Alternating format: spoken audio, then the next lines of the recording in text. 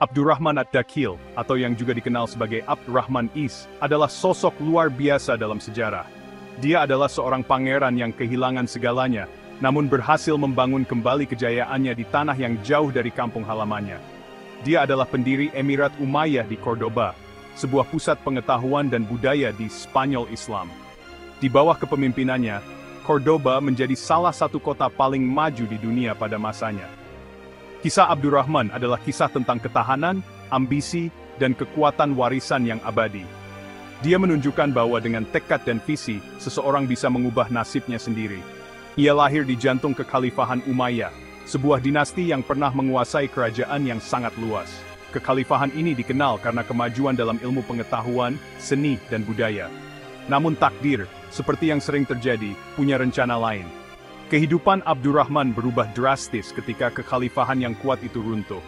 Kehidupan Abdurrahman berubah drastis di tengah perebutan kekuasaan yang brutal. Kekacauan dan konflik menjadi bagian dari kesehariannya. Revolusi Abbasiyah melanda dunia Islam, menghancurkan kekhalifahan Umayyah dan membuat para anggotanya diburu dan tercerai-berai. Abdurrahman harus menyaksikan keluarganya dibunuh dan kerajaannya hancur. Abdurrahman, yang saat itu masih muda, mendapati dirinya dalam pelarian, melarikan diri untuk menyelamatkan hidupnya. Dia harus bersembunyi dan menghindari musuh-musuhnya yang terus mengejarnya. Perjalanannya akan membawanya melintasi benua, dari gurun Arab hingga pantai Afrika Utara, dan akhirnya ke semenanjung Iberia. Setiap langkahnya penuh dengan bahaya dan tantangan. Di Al-Andalus, sebutan umat Muslim untuk wilayah itu, Abdurrahman melihat sebuah peluang. Dia melihat tanah yang subur untuk membangun kembali kejayaan keluarganya. Tanah itu, yang baru saja ditaklukkan oleh pasukan Muslim, masih berusaha menemukan pijakannya. Abdurrahman melihat potensi besar di tanah yang penuh dengan keragaman ini. Itu adalah tanah dengan beragam penduduk dan aliansi yang terus berubah. Abdurrahman harus cerdas dalam membangun aliansi dan mengelola perbedaan. Abdurrahman, dengan garis keturunan dan ambisinya, bertekad untuk mengukir takdirnya sendiri. Dia tidak hanya ingin bertahan, tetapi juga ingin memimpin dan membangun sesuatu yang besar. Dia menggalang dukungan Jun Surya Garnison untuk tujuannya, menantang struktur kekuasaan yang ada. Dengan dukungan ini, dia mulai membangun kekuatannya. Kemenangannya dalam pertempuran Musara pada tahun 1256 menandai titik balik. Pertempuran ini menunjukkan bahwa Abdurrahman adalah pemimpin yang kuat dan strategis. Kemenangan itu mengukuhkan kekuasaannya atas Al-Andalus dan meletakkan dasar bagi Emirat Umayyah di Cordoba. Dia mulai membangun kota yang akan menjadi pusat kebudayaan dan pengetahuan. Namun, kisah Abdurrahman bukan hanya tentang penaklukan. Ini adalah tentang membangun masyarakat yang harmonis dan maju. Ini tentang penciptaan masyarakat baru, perpaduan budaya, dan berkembangnya seni, sains, dan pengetahuan. Di bawah kepemimpinannya,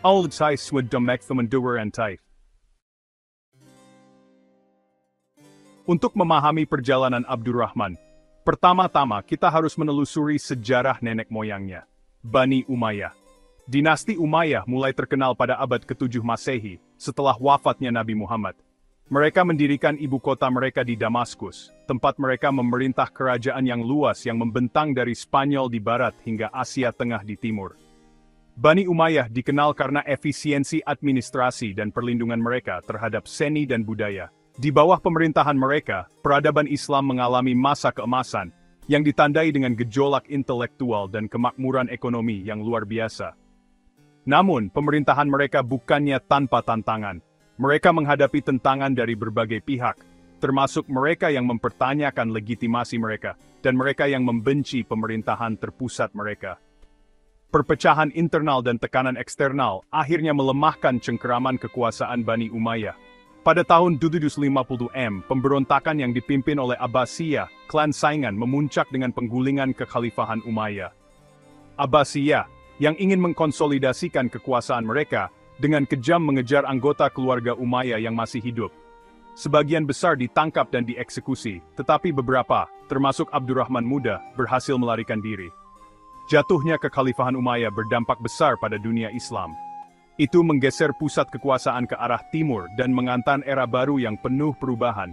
Namun, warisan Umayyah, meskipun hancur di timur, akan menemukan kehidupan baru di barat, berkat tekad Abdurrahman yang luar biasa.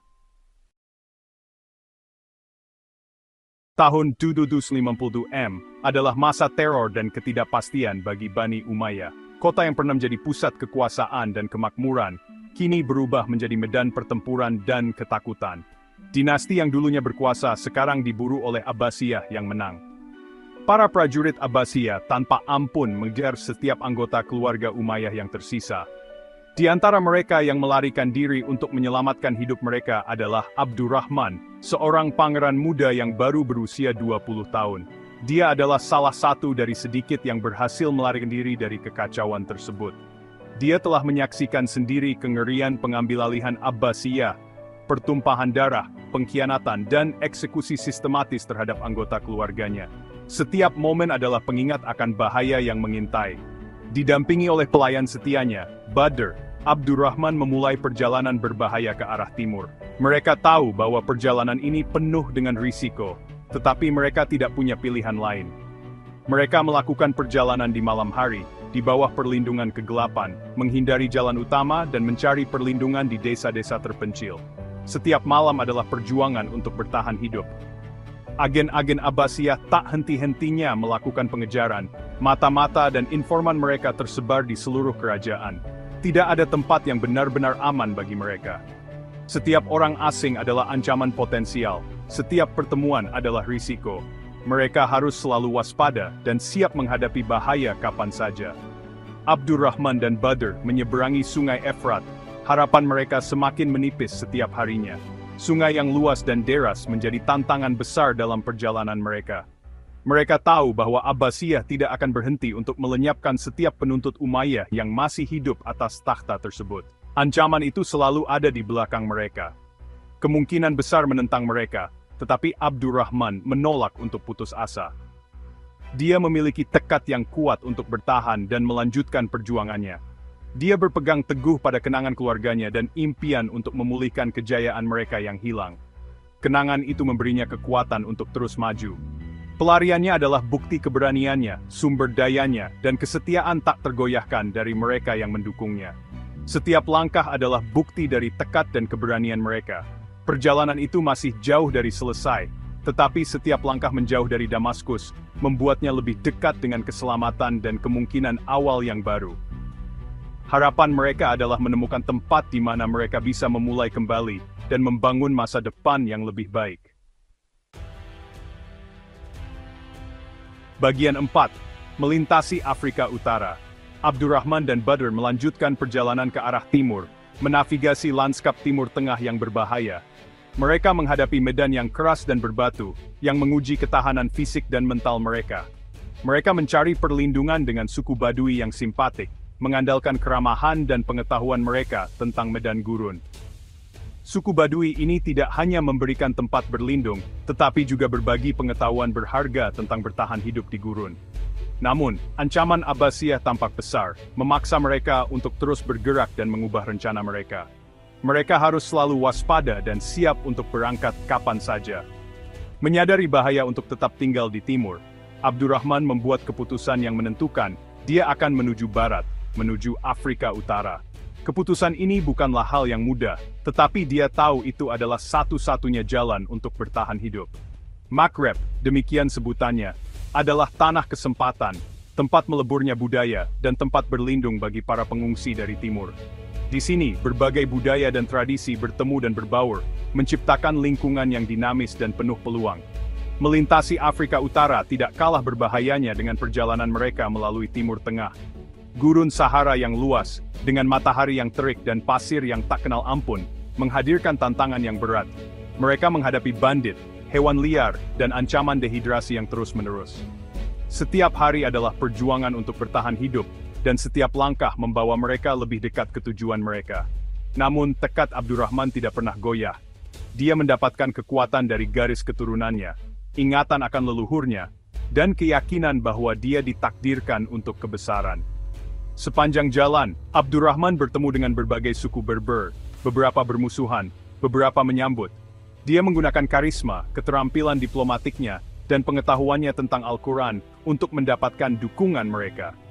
Dia menjanjikan keadilan, kemakmuran, dan bagian dalam kejayaan yang dia bayangkan untuk dirinya sendiri. Janji-janji ini tidak hanya menarik perhatian, tetapi juga membangun kepercayaan di antara mereka yang mendengarnya. Reputasinya sebagai seorang pemimpin dan keturunan Nabi Muhammad mendahuluinya, menarik pengikut dan sekutu untuk tujuannya.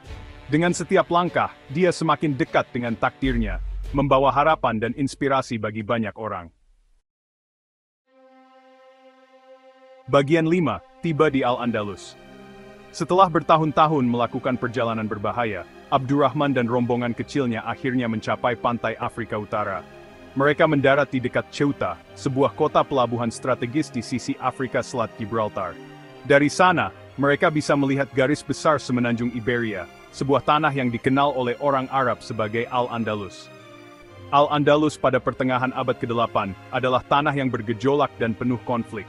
Ditaklukkan oleh pasukan Muslim beberapa dekade sebelumnya, wilayah itu masih bergulat dengan transisi dari pemerintahan Visigoth.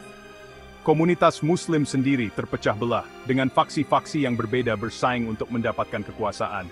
Ada orang Suriah, Berber, Arab, dan lain-lain, masing-masing dengan kesetiaan dan ambisi mereka sendiri. Abdurrahman melihat peluang dalam kekacauan ini. Dia tahu bahwa garis keturunannya, karismanya, dan pengalaman militernya dapat menyatukan mereka yang tidak puas dan menempa jalan baru bagi Al-Andalus.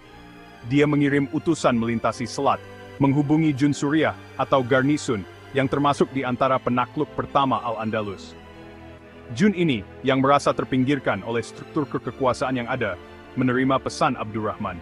Mereka melihat dalam dirinya kesempatan untuk mendapatkan kembali prestise mereka yang hilang, dan untuk menciptakan tatanan baru di Al-Andalus, yang mengakui kontribusi dan versi mereka.